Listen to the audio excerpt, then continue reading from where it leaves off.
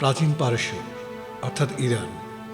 ইরানকে নিয়ে সরাসরি ইরান নাম সব গ্রন্থে না থাকলেও পারস্য জাতি তাদের শাসকদের সম্পর্কে গুরুত্বপূর্ণ উল্লেখ আছে, বিশেষ করে রোমান ও পারস্য সাম্রাজ্যের যুদ্ধ নিয়ে।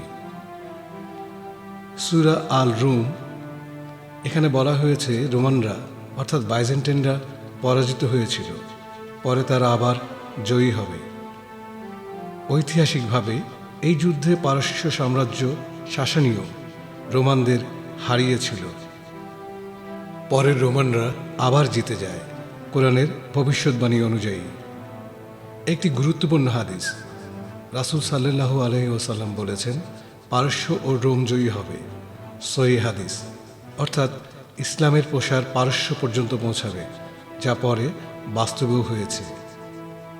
হাদিসে আরও আছে, পূর্ব দিক খোরাসান অঞ্চল, যা আজকের ইরান, আফগানিস্তান, এখান থেকে একটি দল আসবে, তারা ন্যায় প্রতিষ্ঠা করবে। অনেক আলেম বলেন এই খোরাসান অঞ্চলের মধ্যে বর্তমান ইরানও পড়ে।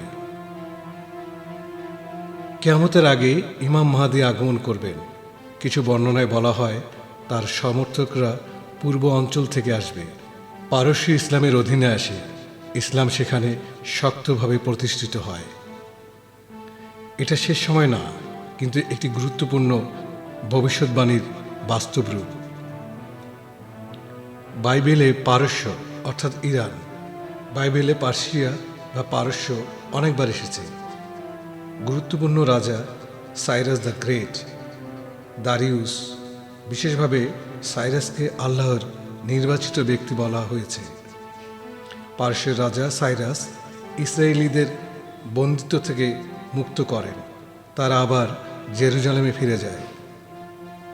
বাইবেলে পারস্যকে অনেক সময় সহায়ক ও ন্যায়পরায়ণ শক্তি হিসাবে দেখানো হয়েছে। গোগ অ্যান্ড ম্যাগোগ যুদ্ধ, বুক অব এজিকেল, এখানে বলা হয়েছে পার্সিয়া একটি বড় জোটের অংশ হবে, তারা ইসরায়েলের বিরুদ্ধে যুদ্ধ করবে। তাওরাতেও বিশেষ করে নবীদের অংশ একই ধারণা পাওয়া যায়। গোগ ম্যাগোগ ধারণায় পারস্য অর্থাৎ ইরান একটি শক্তিশালী জাতি হিসেবে থাকবে, শেষ সময়ের যুদ্ধে অংশ নিতে পারে।